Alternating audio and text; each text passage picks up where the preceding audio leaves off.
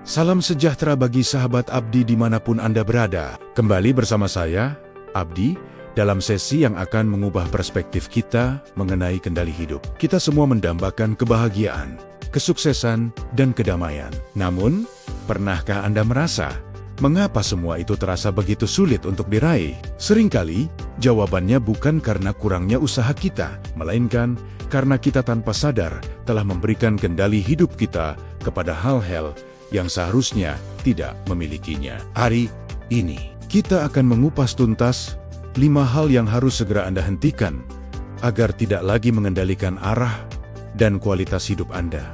Ini adalah langkah fundamental menuju pemberdayaan diri yang sejati. Mari kita mulai.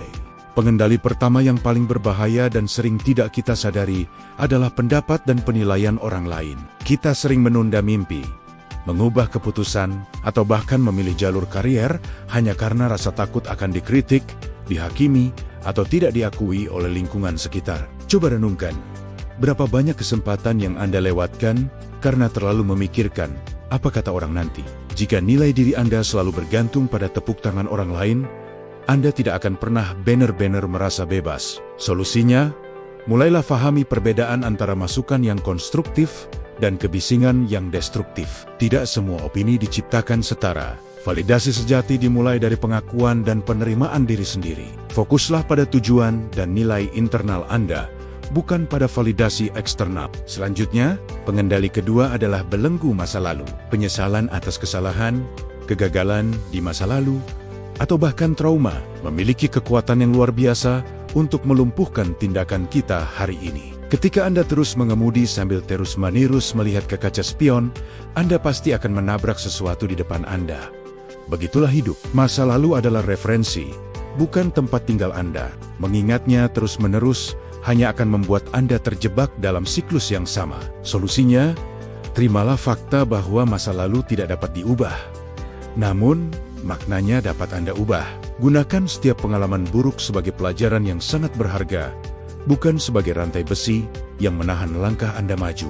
Hari ini adalah kanvas kosong yang siap Anda lukis dengan warna-warni pilihan Anda. Pengendali ketiga adalah ketakutan yang membatasi. Bukan harimau di hutan atau hiu di lautan yang menghentikan kita, melainkan ketakutan akan kegagalan, ketakutan akan penolakan, atau ketakutan akan ketidakpastian. Ketakutan hanyalah emosi, bukan fakta. Ketika Anda membiarkan skenario buruk yang belum tentu terjadi mengendalikan setiap keputusan Anda sebenarnya telah memilih stagnasi daripada pertumbuhan. Zona nyaman terasa aman, tapi tidak ada pertumbuhan di sana. Solusinya adalah kenali rasa takut Anda, namun jangan pernah biarkan ia menjadi pengambil keputusan utama.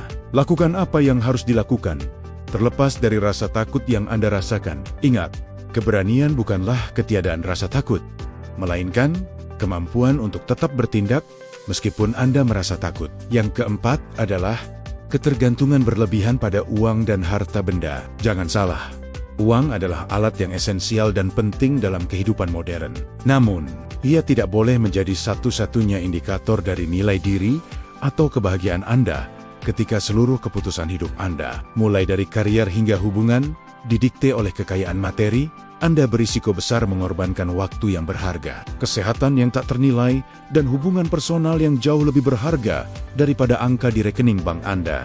Solusinya, tentukan nilai-nilai non-materi yang menjadi fondasi hidup Anda. Hal-hal seperti integritas, kesehatan fisik dan mental, keharmonisan keluarga, dan kontribusi bagi sesama. Dengan begitu uang akan menjadi pelengkap yang indah, bukan tiran yang mengatur jadwal dan kebahagiaan Anda.